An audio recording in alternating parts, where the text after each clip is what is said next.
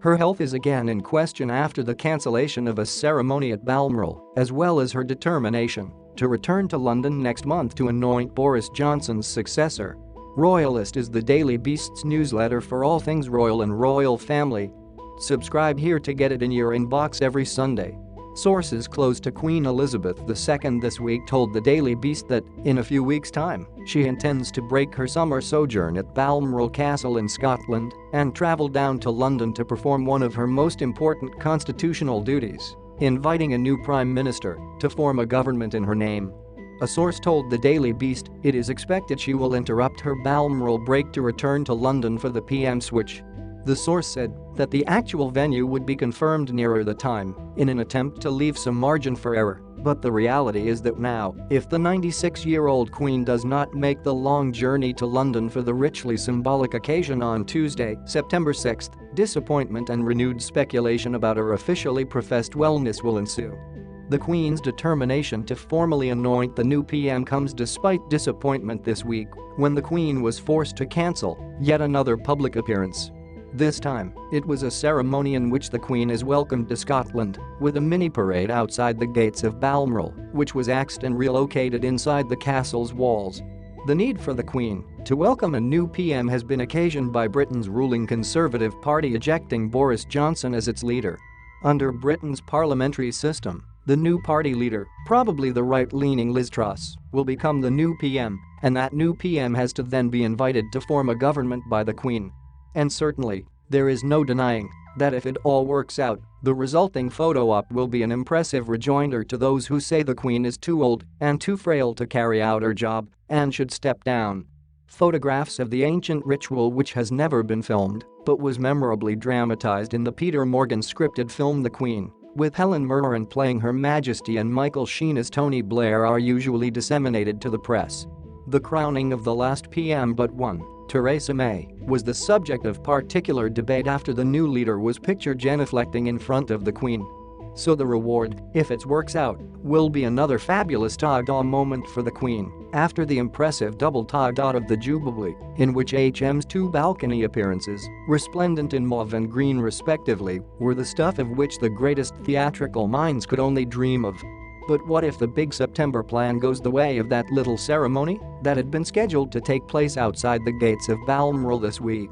Although a source told the Daily Beast the change to the Scottish plan was made to preserve the Queen's comfort, one can't help feeling that the last-minute tearing up and hasty restitching of the schedule to make the moment private also had a fair bit to do with the absence of TV cameras, photographers, reporters or the general public, thereby allowing the ongoing preservation of the narrative that, other than some vaguely defined mobility issues, the Queen is just fine. Some observers are now questioning whether it is really the wisest thing for HM to have set a very public TikTok in motion by saying she will host the high-profile ceremony in London rather than, for example, either doing it by video link, requesting the new PM come to Balmoral, or sending Charles in her place as she did to this year's formal state opening of Parliament. Thanks for subscribing and liking. Because what if she is having a bad day 6 weeks hence and the Queen has to cancel at the last minute? It will look all too much like a rerun of the COP26 debacle last year, where oh will she won't she make it narrative sucked up a lot of the oxygen before the environmental conference, and the final decision of the Queen to pull out completely overshadowed the event's actual messaging.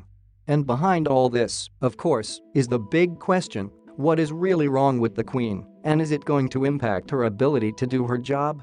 Could it not be done virtually, as is the case with incoming ambassadors to the UK? Or perhaps the new Prime Minister could fly up to Scotland and be received by the Queen at Balmoral. Joe Little, managing editor of Majesty magazine, told the Daily Beast, "I'll be amazed if the 96-year-old monarch does travel to London for this purpose next month and wonder if there really is a need for her to meet her 15th British Prime Minister in person. Could it not be done virtually, as is the case with incoming ambassadors to the UK? Or perhaps the new Prime Minister could fly up to Scotland and be received by the Queen at Balmoral. There is an element of ruthless image management to all this," Little adds, saying, "Buckingham Palace has always been keen to avoid any inference that HM is frail, and the accepted line is that she remains very much in charge. That's how she likes it. However, that's proved difficult of late. Indeed, the Queen's unwillingness to be seen as anything other than a strong, entirely capable, and well figurehead is one of the defining characteristics of the long and bumpy road to London Bridge, as the Queen's death is officially codenamed. The British media has been, for the most part, happy to play along and does not seem to ask too many questions about what exactly it is that the Queen is so keen for us not to see. The palace reacts irritably to even modest suggestions that the Queen might be using a wheelchair, and having made one outing on her luxury golf buggy back in June, the Queen seems less than enthusiastic to be pictured on it again. Whatever is really wrong with the Queen, and the royalist has been told by sources that it is everything from the catastrophic bone cancer to the more minor mundanities of old age, a bad hip that really should be replaced, the palace continues to insist she is, basically, fine and just suffering from episodic mobility problems. But what is evident, most notably in the cancellation of events and her seeming frailty when she is seen, leads observers to conclude that this is very far from the case. The truth about the Queen's health may never be known, which is presumably just the way she wants it. Write in the comments what you think about this. And at the end of the video I ask you to subscribe and like. Thank you.